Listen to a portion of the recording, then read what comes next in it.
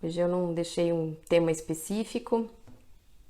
Algumas pessoas me escreveram sugerindo temas e eu queria dar uma... Que bom, ainda bem que deu certo o som. E eu queria dar uma passada por esses temas e essa é a primeira vez que você tá por aí. Se você... Não sei se você já viu antes, acho que não te vi por aqui. Como é que funciona? Normalmente a gente bate um papo e o que vocês quiserem ir colocando, vocês vão colocando. E aí eu vou dando depois uma passada e a gente vai tendo uma troca. Também, Kátia. Muito bom, muito bom. Sabe que essa história de eu me abrir e estar aqui. Oi, Su. Que bom que você conseguiu.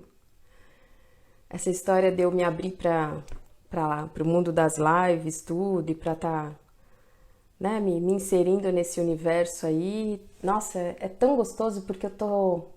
Ainda que eu não esteja vendo pessoalmente essas pessoas, eu consigo às vezes ter contato com pessoas que, nossa, fazia tanto tempo que eu não via, ou fazia tanto tempo que eu não tinha notícias. E é tão gostoso porque muitas vezes depois que a pessoa me vê aqui na live, a pessoa me escreve: poxa, como é que estão as coisas? Oi, Ilana. E é tão gostoso, se vocês soubessem, é muito bom, é como se estivesse reencontrando velhos amigos, sabe? Oi, Má. O único ponto ruim que eu digo é que eu não consigo ver a carinha de vocês. Mas eu falo assim, se todo mundo estivesse junto numa mesma sala, ia ser muito mais gostoso para eu poder ver a cara e para poder interagir assim, vendo o olhinho de cada um, né? Que eu costumo brincar. Que quando a gente começa uma conversa, oi, Gi. Quando a gente começa uma conversa, o olho da pessoa tá de um jeito, e depois que a gente bate um papo, normalmente o olho da pessoa muda. Vamos, time Brasil? E é muito bom, é muito bom tá aqui com vocês, tá revendo um monte de gente, tá tendo contato com um monte de gente que fazia um tempão que eu não via. Oi, Andréia. É muito, é muito gratificante de ver que realmente é o nome do Insta, né? Que é o Jardim Interno, que é como se eu tivesse ido semeando ao longo do tempo algumas sementinhas, e é gostoso você ver essas sementinhas, às vezes, entrando em contato e matando um pouco da saudade. Muito, muito, muito bom. Então, antes de tudo, eu queria agradecer. E aí, dizer para vocês que hoje eu não coloquei um tema específico. Não coloquei um tema específico porque da última vez a gente conversou sobre um tema que não é o que eu domino, e a gente convidou ela aí para falar um pouquinho a respeito de constelação familiar. Queria saber quem teve aí semana passada, se vocês têm alguma dúvida que eu possa sanar. Porque tiveram algumas pessoas que me escreveram, que acharam incrível. É um olhar muito diferente do que eu costumo falar. É um jeito e uma abordagem bem diferente. Mas ao mesmo tempo abriu alguns olhares das pessoas. E aí, assim, se vocês tiverem alguma dúvida, alguma coisa que vocês queiram colocar a respeito da semana passada, fiquem à vontade. E um tema que me escreveram pedindo para falar um pouco sobre procrastinação. Tipo, deixar para depois, e deixar para depois, e deixar para depois. Resiliência, podemos falar. Eu vou só tocar nesse ponto da procrastinação, depois a gente entra na resiliência, tá, Gi? O que é o procrastinar? Primeiro que a gente está numa sociedade que cobra da gente to do o tempo inteiro. Então, 500 milhões de obrigações ininterruptas, e a gente se sente devedor constantemente, como se a gente tivesse que produzir o tempo inteiro. Então a gente precisa tomar um cuidado se realmente a gente está na procrastinação ou se a gente se cobra muito mais do que deveria. A maioria dos casos é isso, né?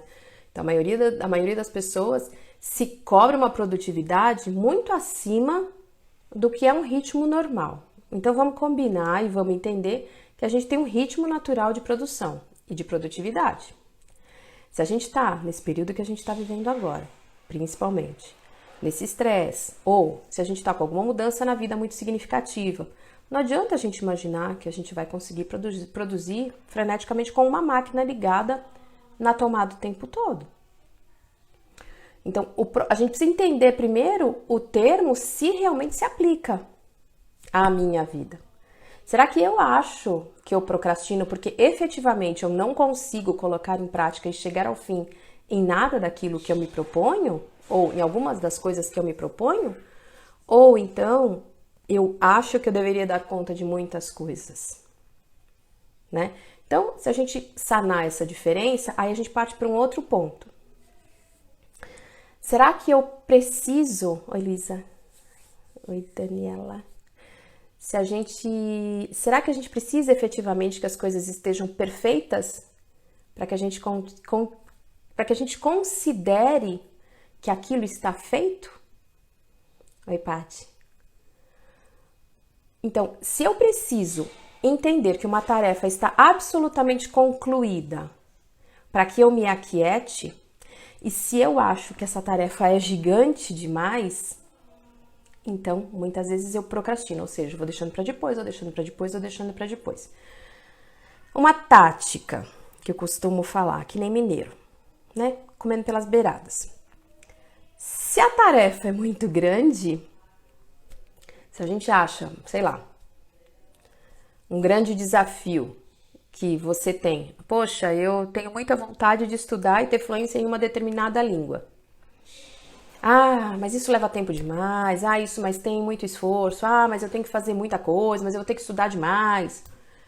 Se você pensa, e eu falo que aí é como se você mirasse lá no Monte Everest e você focasse lá no Monte Everest ou lá nesse pico que você quer o tempo todo, você vai desconsiderar cada passo que você vai dando na sua jornada. E é importante que a gente considere cada passo.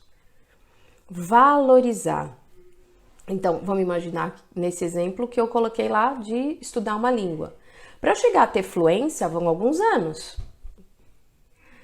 Mas o que você tem feito para você ganhar esta fluência? Poxa, para eu passar de estágio, eu tenho que ter a frequência mínima de 2, 3 vezes por semana na minha aula. Então, ir percebendo e valorizando cada ganho que você tem. Eu gosto muito de usar essa metáfora de é como se a gente tivesse uma caminhada e observasse tranquilamente aonde você está colocando o seu pé. Aonde você tá, como que você está pisando, se você está sobrecarregando, é que a Paty não tá por aí agora, senão ela ia adorar. Se você está sobrecarregando alguma parte do seu pé ou não, para não se cansar e não conseguir chegar até o final. E ir apreciando a jornada em si, porque a jornada também faz parte. Se a gente evita a jornada, porque a gente acredita que a jornada é difícil, é impossível, eu não dou conta, não quero nem tentar, oh meu Deus, eu não vou nem começar, meu Deus, é muito grande. Então a gente joga para depois, joga para depois, joga para depois. Se eu foco nos ganhos que eu vou tendo paulatinamente, cada pedacinho que eu vou caminhando, cada quilômetro que eu vou avançando, então, outro exemplo, eu foco chegar lá no Monte Everest. Então, se eu preparo o meu corpo, faço toda uma preparação, se eu faço preparação da minha alimentação, se eu faço preparação da minha psique para dar conta, compro toda a roupa própria, mochila, água e faço tudo isso até eu chegar nos primeiros quilômetros, é uma preparação anterior. Mas não significa que você está procrastinando, você está se preparando. E para mim, pelo menos funciona muito, tem algumas coisas que eu coloco data.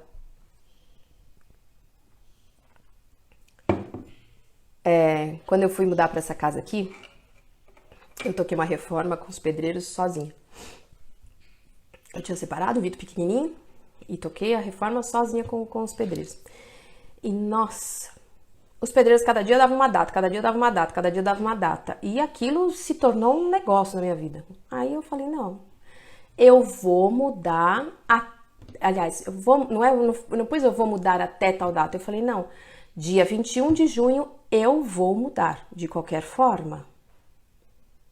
Então, aí chegava aqui, os pedreiros falavam assim, ah, não, ih, dona Cíntia, aí o não sei o que quebrou, não sei o que vai... Eu falava, não quero nem saber, dia 21 eu tô aqui, com mala e cuia. Então, em alguns aspectos, às vezes a gente, até para ter um afinco maior, a gente se colocar uma data, limite mesmo, né?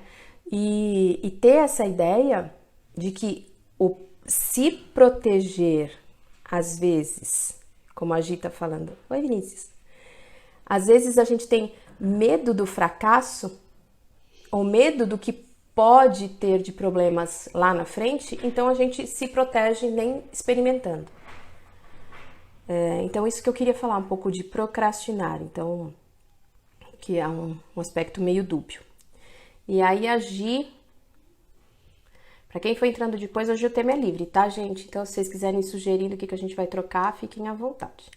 A Gi pediu para falar de resiliência.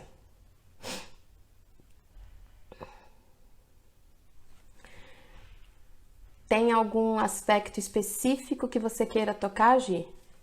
De resiliência? Em algum tema específico?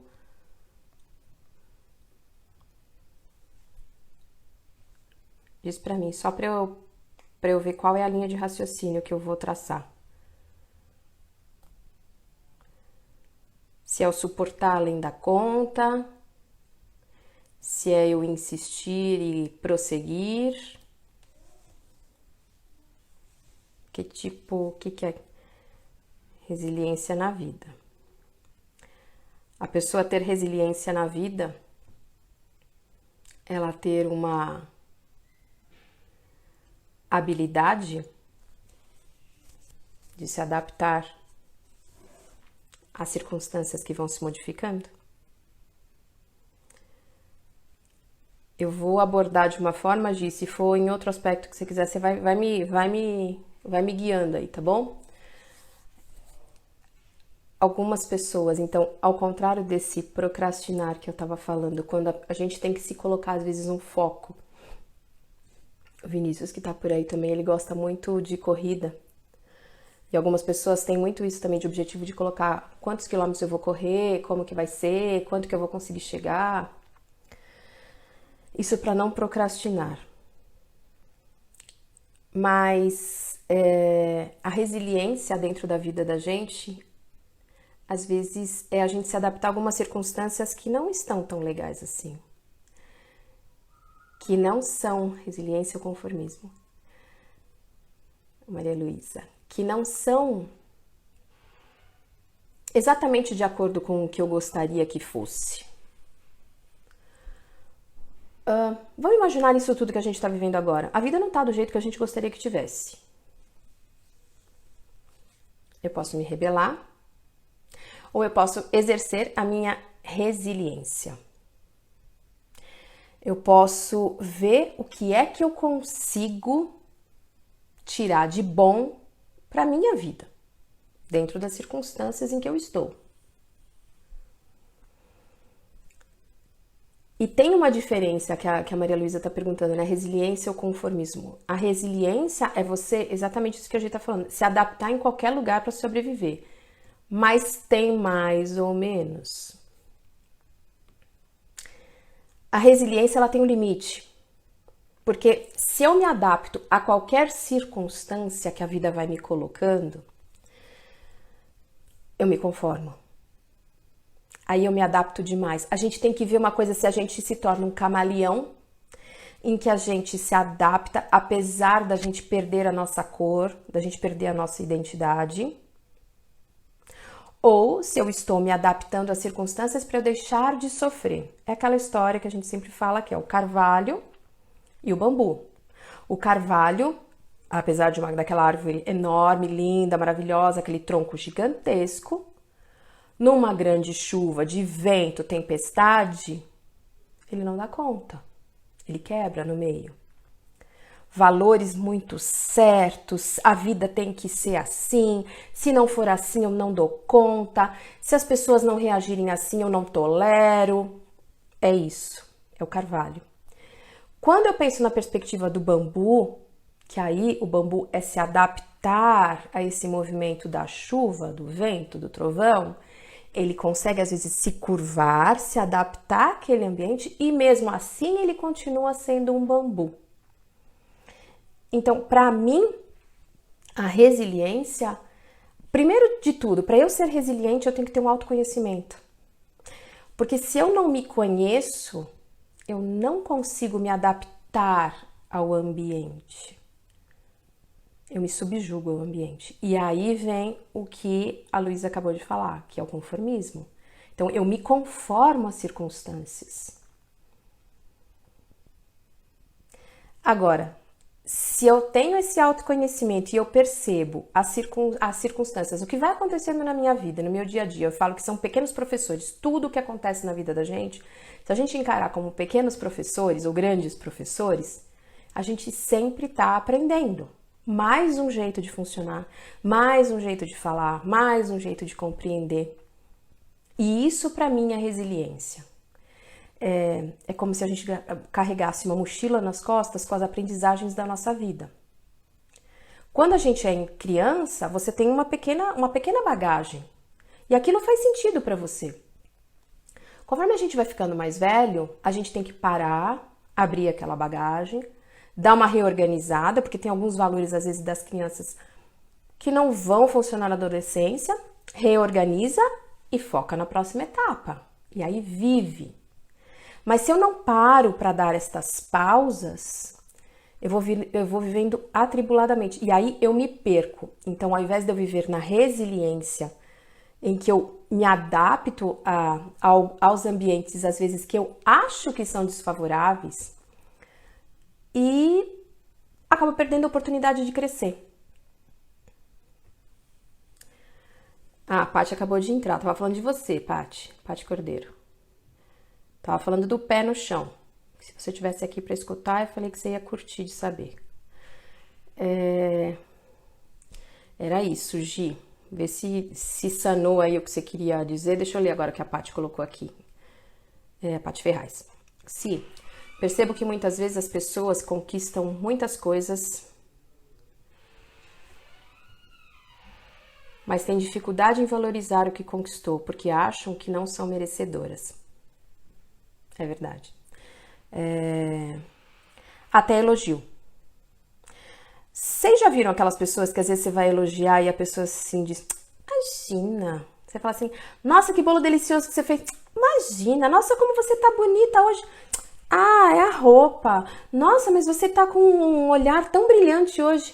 Ah, que é isso? Ah, você emagreceu. Tá ficando louca? Tem pessoas que não conseguem receber nenhum elogio simples.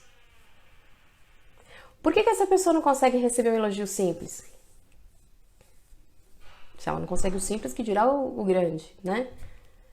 É porque ela, dentro dela, ela se enxerga com menor valia. Ela se coloca em último lugar. Ela acha que todo mundo é importante. E aí eu deixo de ser o protagonista da minha vida e passo a ser um observador da minha vida. Tem pessoas que se referem a si em terceira pessoa. Vocês conhecem alguém que faça isso? Então, ao invés de eu dizer eu digo, porque a Cíntia, sabe? Então, quando a Cíntia começa a falar, porque aí ela não para, porque a Cíntia, porque... Em terceira pessoa. O que essa pessoa... O que esse indivíduo está mostrando para você? Não está dentro do corpo, é o que eu digo. Ela não está dentro das experiências de vida dela. Porque quando eu tô dentro das minhas experiências de vida, aí eu posso escolher se é bom, se não é, se eu tô crescendo, se eu não tô, se me serve, se não. Quando eu me coloco fora e me coloco como observador, eu tiro a minha responsabilidade, eu me isento, que é a postura que a gente tem. A grande maioria de nós, não estou dizendo todos, mas nós temos assumido esta postura diante da vida. Porque é o político, porque é o fulano, porque é o ciclano, porque a classe de não sei quem faz assim, porque determinadas pessoas fazem assado e eu me isento. Político faz assim, todas as mulheres acontecem assim, todo homem é machista e a gente vai tomando verdades absolutas porque a gente não se adona da nossa verdade. Como é que você pensa a respeito disso? O que você acha? O que você tem refletido? Só que isso exige um movimento interno. E exige uma reflexão. Para eu ter reflexão, eu preciso de silêncio. Quem hoje em dia consegue ficar em silêncio? A maioria das pessoas que você pede, vamos fazer o seguinte, começa a fazer uma caminhada por lugares diferentes, sem falar com ninguém, faz sozinho. O quê? Como assim? Isso que eu não tô falando nem de meditar. Tem gente que não consegue ficar sozinho, ou sem falar, ou sem escutar nada, nem durante um banho. Como é que essa pessoa tem períodos de reflexão? Porque a meditação eu já falei em outra live aí, nada mais é do que deixar o copo vazio. Se eu não dou um tempo para refletir e para conjugar o que eu vivo, como é que eu posso ter novas sacadas? Eu não penso por mim, eu penso por fora. É mais fácil. E aí eu, como observador, até porque é uma atitude que eu me preservo. Porque quando vem as críticas, eu não tô dentro do meu corpo. Tudo bem. Eu não tenho a sensação que foi pra mim. Eu me anestesio, me protejo. Paty, você acha que a procrastinação pode surgir a partir do sentimento da falta de merecimento?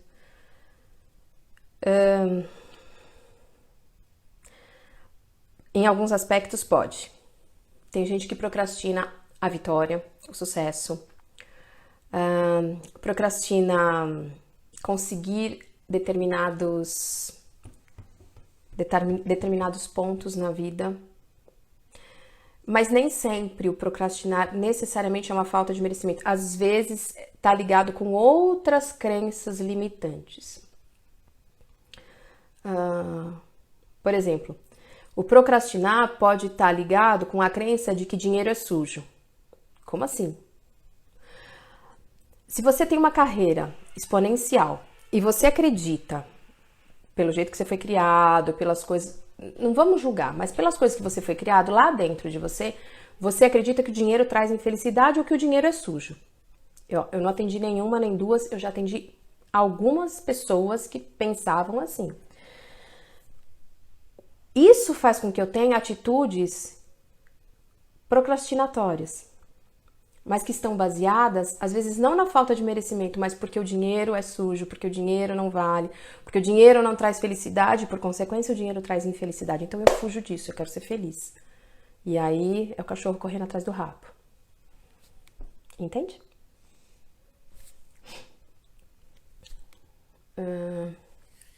Gi, você acha que resiliência está ligado à normalidade? Eu não entendi o que você quis dizer, Gi. Se a resiliência está ligada à normalidade? Eu digo que algumas pessoas são mais resilientes, outras menos. E aí, resiliente, eu digo que são as pessoas normalmente um pouco mais flexíveis, que se adaptam um pouco mais ao que está acontecendo à volta delas. Menos murro em ponta de faca, sabe? Mas tudo que você imaginar que é uma polaridade ou outra, que é o que a gente está vivendo hoje, ou eu sou deste partido ou eu sou desse, isso não é saúde para ninguém.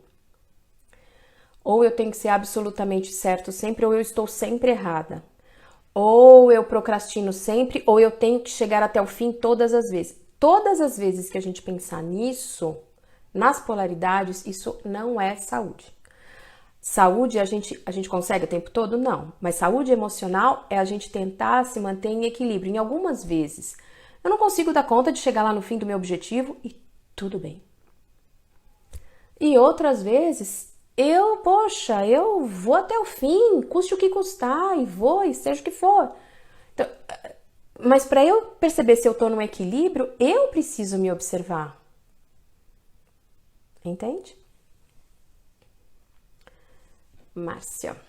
Resiliência seria aceitar o que a gente não pode mudar e coragem para mudar o que precisa ser mudado, apesar das dificuldades. Eu acho que sim. Eu acho que é uma boa definição. O ponto central é o que é que realmente eu aceito e o que realmente eu posso mudar. Cíntia, tem fórmula? Não tem. Não tem. Para mim e para cada um de vocês é um X determinado.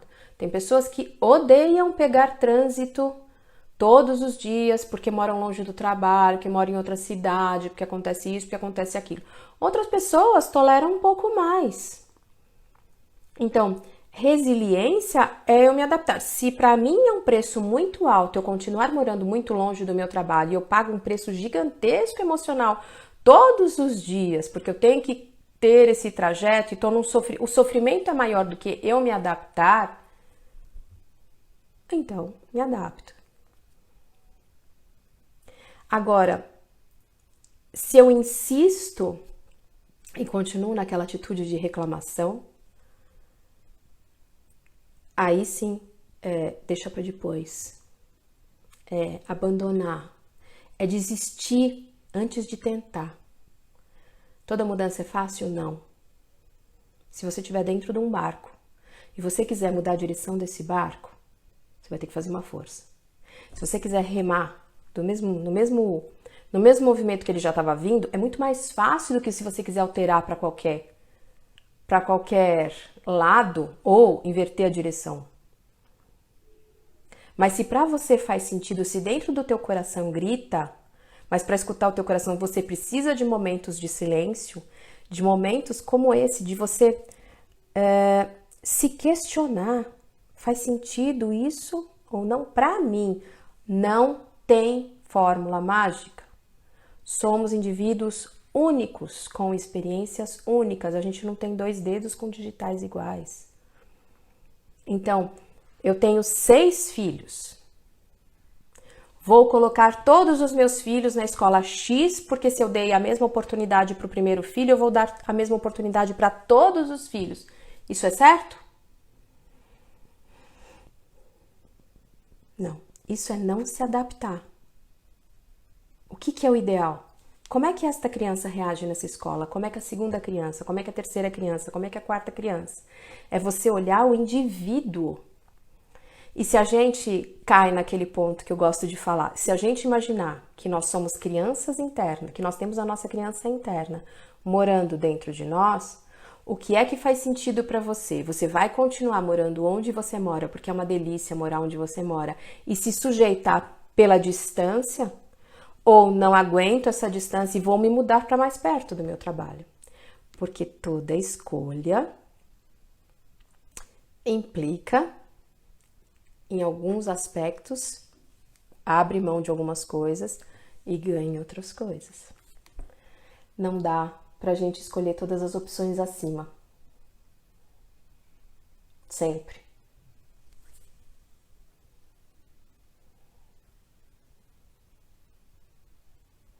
Não, Paty, Você tá falando... A Paty tá perguntando se eu falei dela e eu tô falando... Eu tava dando o exemplo que eu gosto da pessoa prestar atenção onde tá pisando, como que tá pisando, se tá sobrecarregando o lado direito, o lado esquerdo. Eu falei que você que entende disso, que se você tivesse aí, você ia curtir. Maria Luísa. A Paty falou assim, pé no chão sempre. Aí a Luísa falou, sempre não. Milânia Doces, eu não sei seu nome. Depois você diz pra mim. Eu sou assim, mas eu estou mudando. Como que você é? Diz pra mim, que aí eu me perdi. A Gi, você odeia relógio, Gi?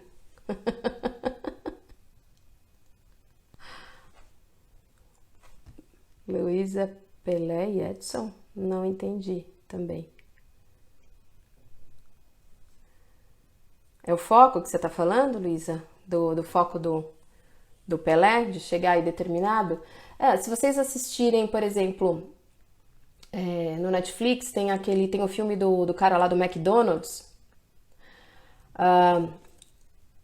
Os hambúrgueres foram criados por dois irmãos e foi um cara que descobriu esses dois irmãos lá, bem no interior lá dos Estados Unidos.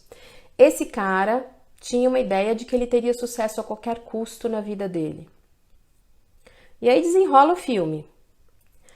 Em um determinado ponto, ele consegue convencer esses dois de que a marca deles tinha que fazer isso, isso e aquilo. E aí ele começa a abocanhar a marca deles.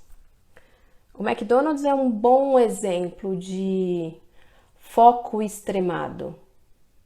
Só que engolindo quem está por perto e deixando marcas destruidoras por onde passa. G. Jogar a culpa no outro, sempre o outro. Pois é. Muito mais fácil, né? É muito mais fácil eu dizer que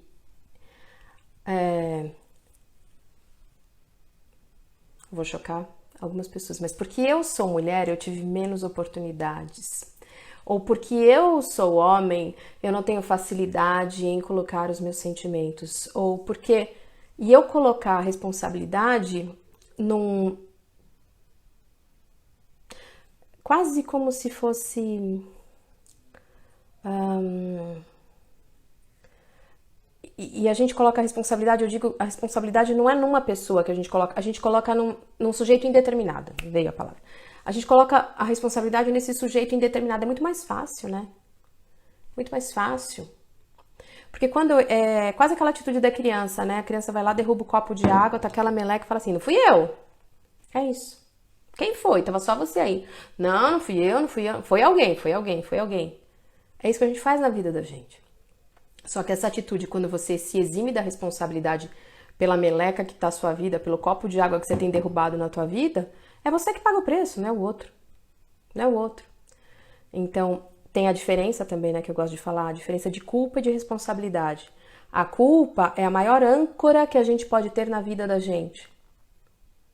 É a coisa que mais te deixa preso a relações, a relacionamentos, a pessoas, a coisas que passaram, coisas antigas, coisas que você deveria ter, você acredita que deveria ter feito e não fez. Isso é a culpa, é a âncora que te puxa para baixo. É diferente de responsabilidade. Quando eu digo, caramba, eu percebo que eu deveria ter feito diferente. Putz, aprendi. Isso é assumir a responsabilidade, que é diferente de mergulhar na culpa.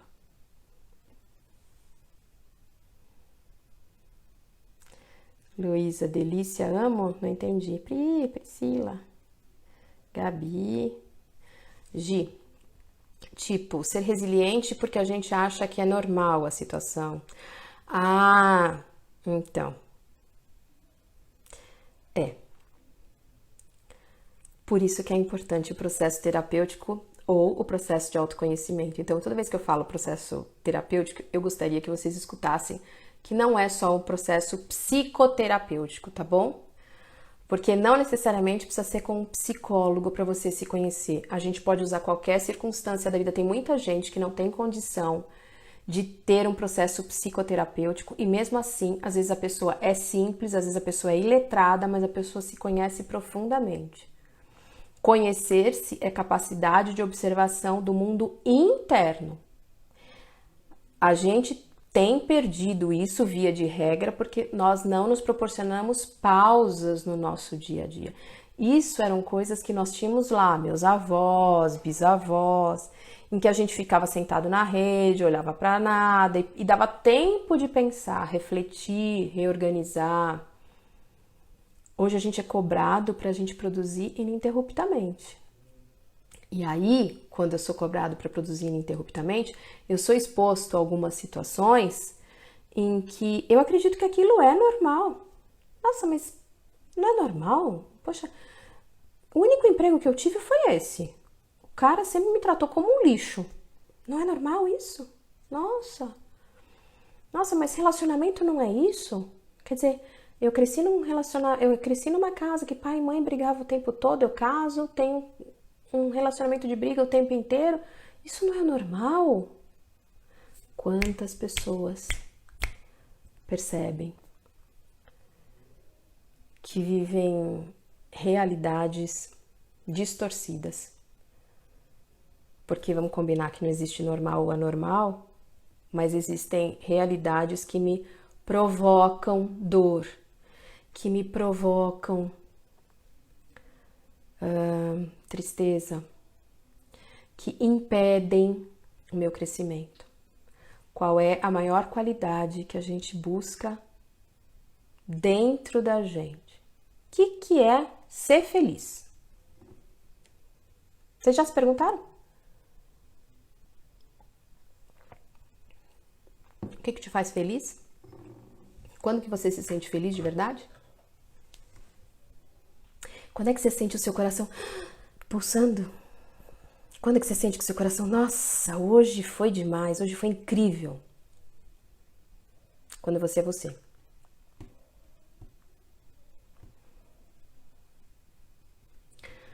Não é dinheiro, não é reconhecimento dos outros, é quando você é você, porque você pode ganhar um prêmio internacional.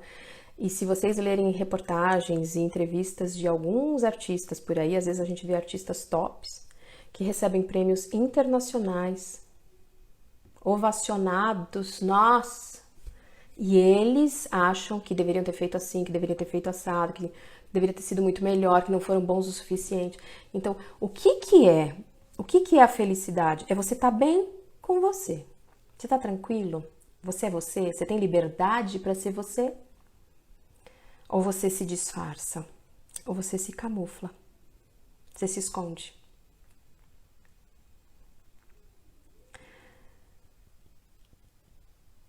Todos nós, às vezes, nos escondemos em alguns aspectos. Mas se a gente passa 95% do tempo se transformando e se camuflando no que vai fazer o outro feliz, você está passando 95% indo contra você. E aí isso traz inúmeras consequências. Maria Luísa, os extremos são burros e improdutivos, eu concordo. Eu não sei se vocês conhecem, tem um garoto bem novinho, acho que ele não tem nem 30 anos, que eu tenho seguido aí na rede social, chama Gustavo Tanaka. É um japonesinho que o menino é fantástico. Ele fala de meditação, ele não é formado em nada dessas áreas aí, nada disso tudo que a gente estuda normalmente, ele é formado em administração de empresas. Ele faz meditação e ele tem um podcast que ele subiu faz pouquíssimo tempo e ontem eu estava escutando ele falando sobre os conceitos e preconceitos que a gente tem a respeito do mundo político e o quanto que isso faz a gente se tornar, ou a gente parte para o embate, ou então, já que eu acho que é tudo uma meleca mesmo, tudo é a mesma meleca e tudo já está corrompido, tudo não tem mais jeito, eu me anulo. E aí eu não tomo a responsabilidade por transformar. E como ele é novinho, eu achei... Nossa, tá no Spotify, acho que tá no YouTube também. Mas ele tem um perfil no Instagram, depois se vocês quiserem dar uma olhada, o nome dele é Gu Tanaka. Muito legal, o garoto. Fernanda, Pati. Rê.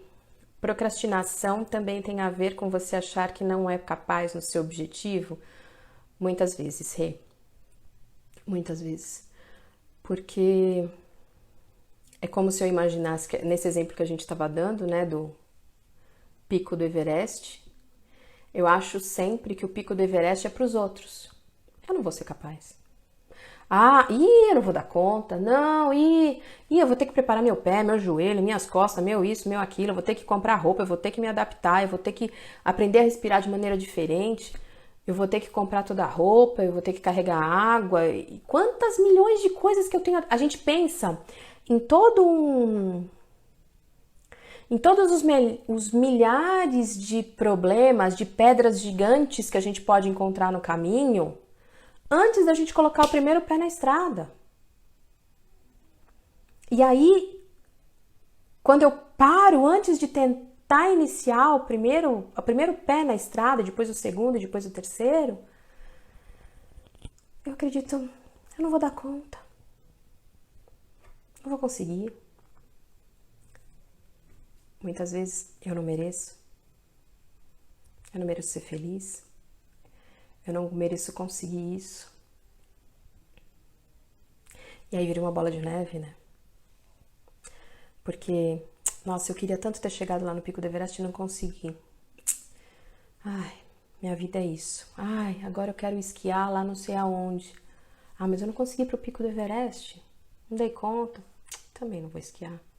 Ah, eu queria correr a meia maratona de não sei o que. Ah, também não vou dar conta.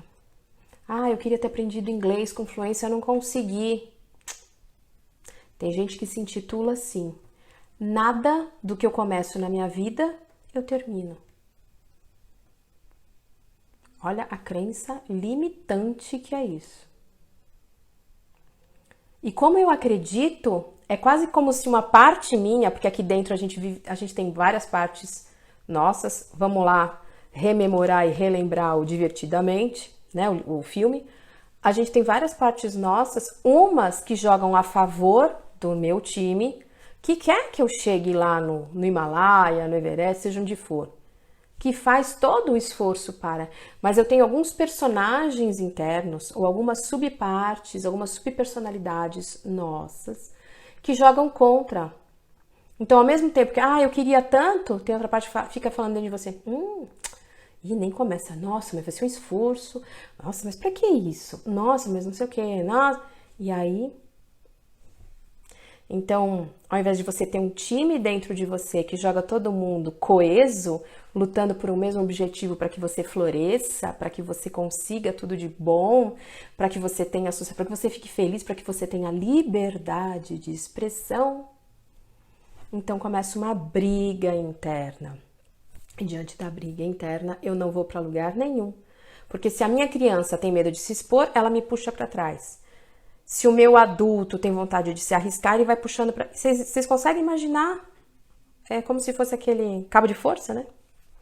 Cada um puxando para um lado. Por isso é importante a gente se conhecer. E ir modificando essas crenças, às vezes nossas, às vezes herdadas, às vezes aprendidas. Na semana passada a gente falou de constelação, muita coisa que a gente não tem noção, a gente herda dos nossos antepassados, vamos dizer assim. Pais, avós, bisavós, a gente herda. Como assim, Cíntia? Herda. Porque os teus trisavós educaram os seus avós, que educaram os seus pais, que estavam ali com você. Não se sabe, ainda não se tem comprovadamente uma memória genética nesse aspecto. Não se encontrou ainda o gene, mas são algumas suposições que o pessoal aí fala. O que a gente percebe é que muitos padrões de repetições, muitas formas que você tem de pensar e de reagir hoje, você está repetindo coisas que te foram ensinadas subliminarmente, que são as mais complicadas da gente identificar. Ah, Luísa, o Pelé sempre separou o jogador da pessoa. O Pelé é meio complicado de falar a respeito, porque aí ele teve alguns aspectos também com relação à vida pessoal dele que acabou meio que embolando o meio de campo no fim, né?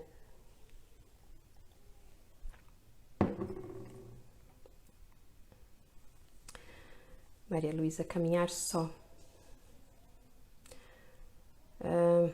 Depois você diz o que você quis dizer, depois você repete aí pra mim, Luísa, que eu não consegui entender. Oi, Gi! Quanto tempo, querida?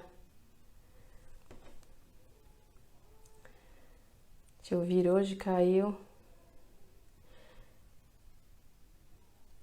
Eu não tô conseguindo reconhecer a foto porque meu óculos não tá por aqui agora. Diz pra mim quem é você. Vamos ver se é quem eu tô imaginando. Caramba, te ouvir hoje. Quase nunca entro no Insta. Aí caiu como uma luva. Diz pra mim, qual que é o teu nome? Tá só WYING. Diz pra mim. Não sei se eu te conheço.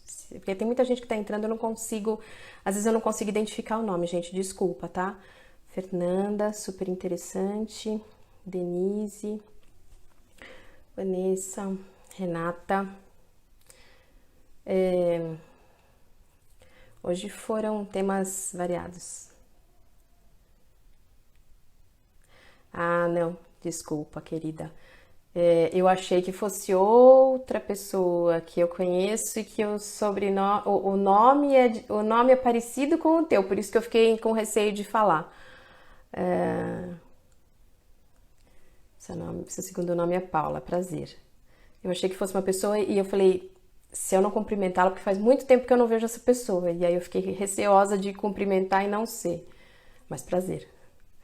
A Gi tá falando, Gustavo Tanaka é incrível. É mesmo, gente. É mesmo. O cara é muito legal. Dá uma olhadinha. Ele tem feito posts no Instagram muito legais. Ele disponibiliza um livro que é incrível, gratuitamente, PDF. 11 dias de despertar. Ele conta como que foi a jornada dele. O cara é super simples, o cara é o que ele é. E ele fala que ele começou nessa jornada de autoconhecimento. Ele é administrador de empresa, ele é formado em administração, quando ele se viu falido financeiramente. E ele coloca isso no livro. E aí ele começa a fazer meditações diárias com o intuito de descobrir dentro dele o que é que ele estava fazendo. Caramba, me formei em administração e como é que eu posso falir desse jeito? Tudo que eu sempre quis foi ter um sucesso financeiro significativo. E é o que eu não consigo. Como é que eu vou fazer isso? E aí ele tem sacadas, ele tem proposições, ele tem algumas coisas que ele diz assim, olha, daqui a um tempo o dinheiro vai ser... Ele prega que a sociedade daqui a um tempo não vai precisar nem de dinheiro. As pessoas vão trocar serviços. Então, se eu quero fazer terapia e outra pessoa tem um outro serviço, então eu dou o meu tempo e a outra pessoa, ao invés de trocar dinheiro, você teria direito a trocas do que você necessita. É muito interessante, muito interessante. Ele prega uma feira de trocas de coisa de comida, em que os produtores vão, todos levam o que produz e entre eles trocam. Então, se vocês tiverem oportunidade de dar uma olhadinha no Instagram dele, eu acho que vale a pena. Ele é bem... O jeito dele de falar é muito, muito simples, ele é muito natural, bem legal. Ele é super amigo da sua melhor amiga? Nossa, Gi, ele é muito... Nossa, eu tenho me identificado muito com ele. Você sabe que foi uma pessoa que eu atendo que me indicou e depois que eu comecei a seguir ele, eu já indiquei ele para um monte de gente, porque é um garoto, assim, ímpar. Eu acho que eu não vejo ele em posições radicais em nenhum momento, eu não vejo ele falando que isso é extremamente preto ou isso é extremamente branco, mas eu vejo ele com uma versatilidade de pensamentos e sem a menor vergonha dele se expor. Você imagina o cara escrever o primeiro livro que ele escrever, nossa, eu sou administrador de empresa, perdi todo o meu dinheiro, diante de todo o meu dinheiro eu já não tinha para onde correr, por isso eu fiz esse mergulho interno. O cara é fantástico, né? O cara é fantástico, ele se desnuda. Então, se alguém tiver que me criticar, vai me criticar por aquilo que eu sou. E ponto. Ele não veste capas, ele não faz de conta. Eu tenho curtido ele pra caramba.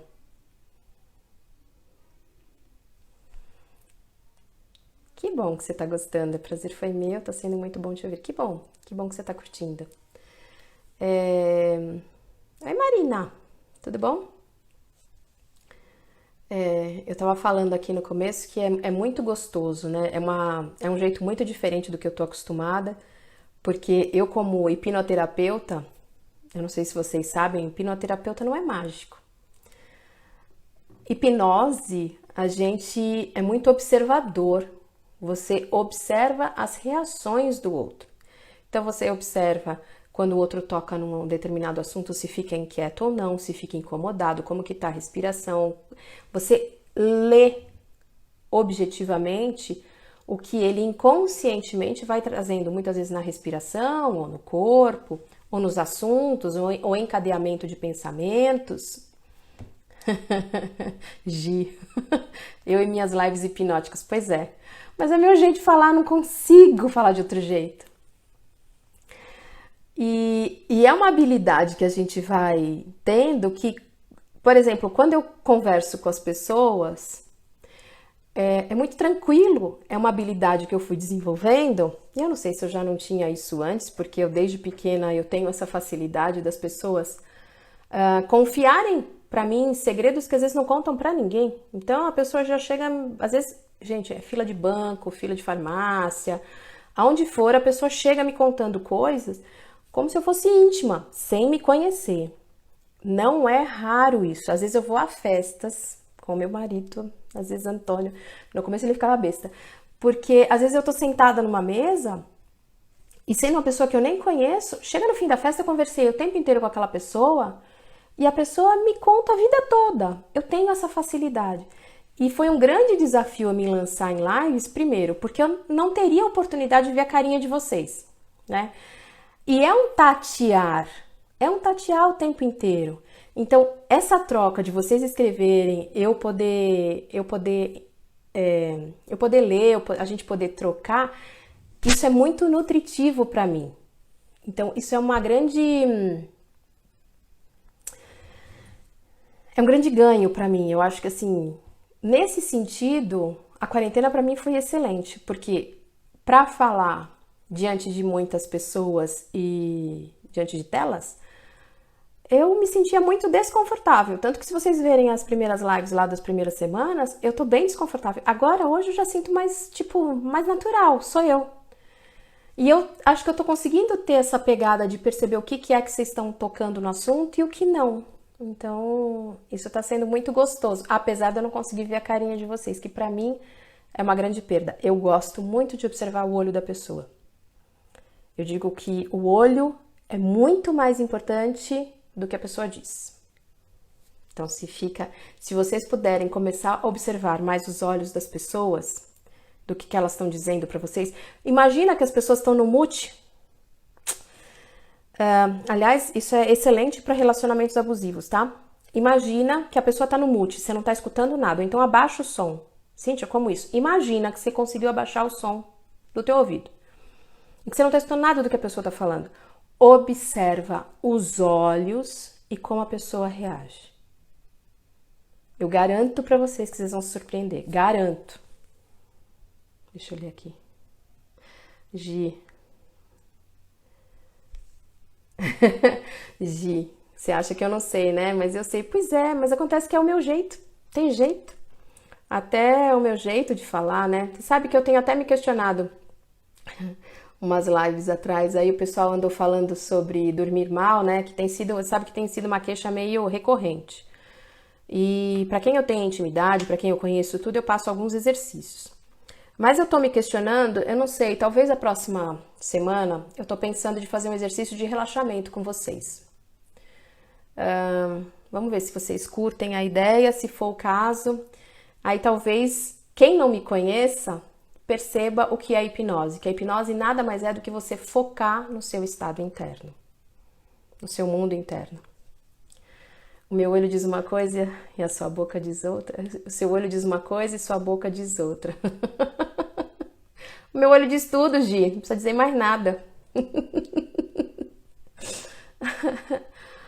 A Paula, ela tá dizendo, primeira vez aqui eu já me sinto hipnotizada, que encontro bom, como será que caí na sua página, bênção, obrigada a você.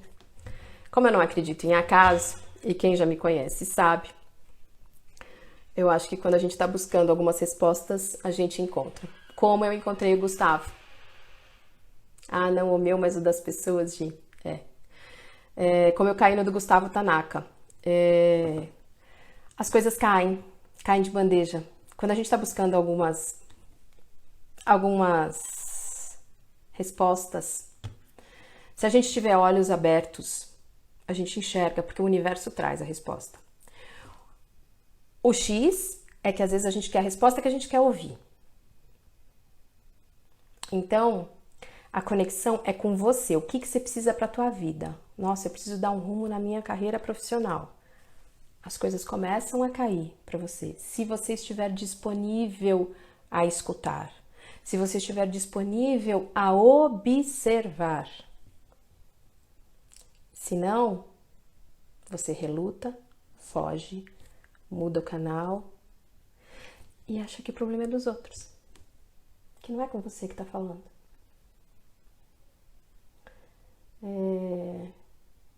Eu queria agradecer mais uma vez, a gente tá todo mundo junto aqui. Muito bom ter pessoas pela primeira vez, ter pessoas que fazia um tempão que eu não falava. Tá quase dando 1 hora, Gi, e aí vai cair a conexão e a Gi já vai me zoar de novo. Se vocês tiverem, Paty, observar e pé no chão. Pois é, fácil, né? Pois é. Você sabe mais que observar, Paty, que nem quando você me passa exercícios, eu gosto de fechar os olhos. Por que eu fecho os olhos para fazer o exercício? Porque eu sinto no meu corpo o que você está falando. Eu digo que às vezes os meus olhos abertos vão me deixar meio tonta ou me deixar fora do meu eixo. Então eu gosto muito disso. Então eu queria agradecer, foi muito bom estar aqui com vocês. Eu tô pensando realmente na terça-feira que vem a gente falar um pouquinho, Gabi, a gente falar, Fernanda, a gente falar sobre esse relaxamento, esse se preparar para dormir. Posso fazer alguma hipnose específica, algum exercício de relaxamento que muita gente aí chama de meditação. E se vocês tiverem outros temas, vocês me coloquem, tá bom? Foi muito bom estar aqui com vocês, muito obrigada mais uma vez por ter um monte de pessoas queridas aí comigo, viu? Muito bom mesmo. Um beijo. Gostaram da ideia do relaxamento? Eu tava me questionando porque eu não quero provocar angústias em vocês que às vezes eu não quero colocar em questões profundas que vocês fiquem mal depois, mas eu quero poder proporcionar um relaxamento. E depois, se for o caso, um dia que vocês estiverem um pouco mais agitado, vai lá, pega no YouTube ou pega aqui no IGTV e assiste ou escuta, porque quando eu faço induções hipnóticas, a minha voz fica um pouquinho mais hipnotizante do que naturalmente. Queridos, muito obrigada de verdade mais uma vez. E terça-feira que vem, toda terça-feira às 8 horas, tô por aqui, tá bom? Terça-feira que vem a gente faz então um exercício aí para relaxamento. Quem já quiser já ficar no jeito, deitadinho ou sentado, já tá convidado, tá bom? Um beijo, queridos, boa semana, bons sonhos. Até!